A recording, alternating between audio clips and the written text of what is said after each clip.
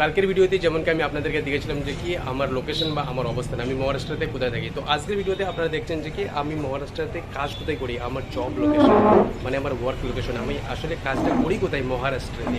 তো সেটাই আজ আপনি দেখবেন। দেখুন গাইস, আমি তো একটি বড় একটি শেফ তা নয়, বেশ ছোটোখাটো একটাই। তো ভিডিও শুরু করার আগে আমি রবিউল এবং আপনি দেখছেন রবিউল ভাই চ্যানেল। তো আশা করি বন্ধুরা আপনারা সবাই খুব ভালোই আছেন। আর আজকে সুন্দর একটি ব্লগ নিয়ে চলে এসেছি আপনাদের মাঝখানে।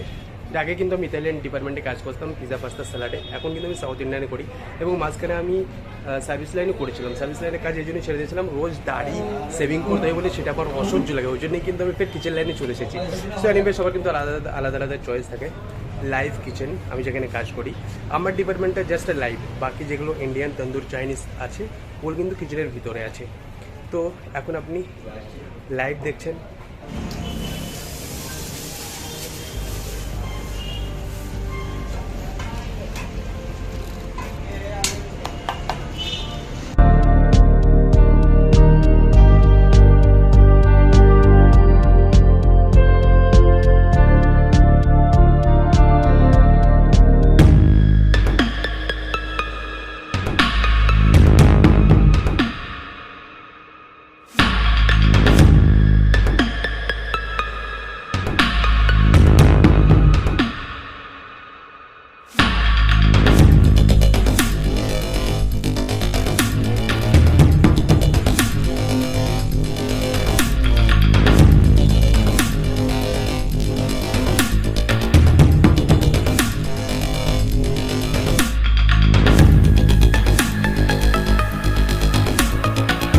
এই দৃশ্যটি দেখছেন আমাদের হোটেলের সামনে, একদম রোড টাচ, এবং তারপর এটাই আমাদের হোটেলের নাম হচ্ছে হোটেল সাইকরূপা।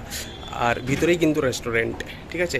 তো অন্য কোনো দিন দেখাবো রেস্টুরেন্টটা, কারণ ওখানে ভিতরে অনেক গেস্ট আছে, তো দেখানো অ্যালাউড নেই। এবং আজকে যে টুডে স্পেশাল এটা আপনি দেখুন, মেনুতে কী কী আছে, রোজ কিন্তু এটা চেঞ্জ হয়। আর আমার যে ডিপার্টমেন্টটা এটাই হচ্ছে আমার ডিপার্টমেন্ট।